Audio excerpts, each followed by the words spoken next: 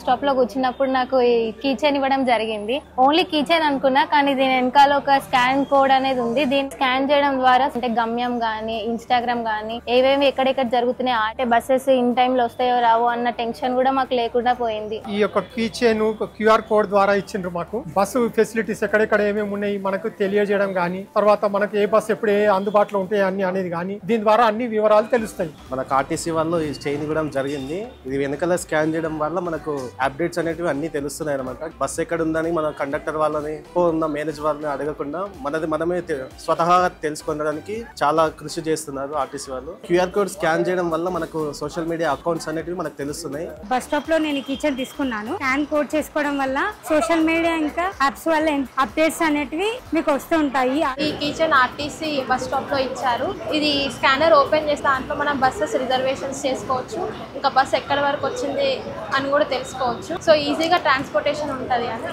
మాకు ఇక్కడ ఆర్టీసీ నుంచి ఒక కీ చైన్ ఇచ్చారు. దీన్ని స్కాన్ చేస్తే యాప్స్ అనేవి ఓపెన్ అయ్యాయి. దాంట్లో online bus booking app, Instagram, social media అన్ని ఉన్నాయి. ఆర్టీసీ అప్డేట్స్ అనేవి వస్తాయి. ప్రెసెంట్ కొద్దిగా కీ చైన్ ఇస్తున్నారు అందరికి. దీని వెనక ఒకటి క్యూఆర్ ఉంది. దీంట్లో గూగుల్ స్కాన్ చేస్తే బుక్ చేసుకోవచ్చు. కార్గో పార్సల్ అండ్ బస్ ఎక్కడ ట్రాక్ ఉందో చూసుకోవచ్చు. సోషల్ మీడియాలో ఉన్నటువంటి ఇన్స్టాగ్రామ్ గానీ, వాట్సాప్, అలాగే మన ఫేస్బుక్, యూట్యూబ్ లాంటి వాటి కూడా ఈ యాప్ ద్వారా స్కాన్ చేస్తే అన్ని చూస్తున్నాయి. Thank you.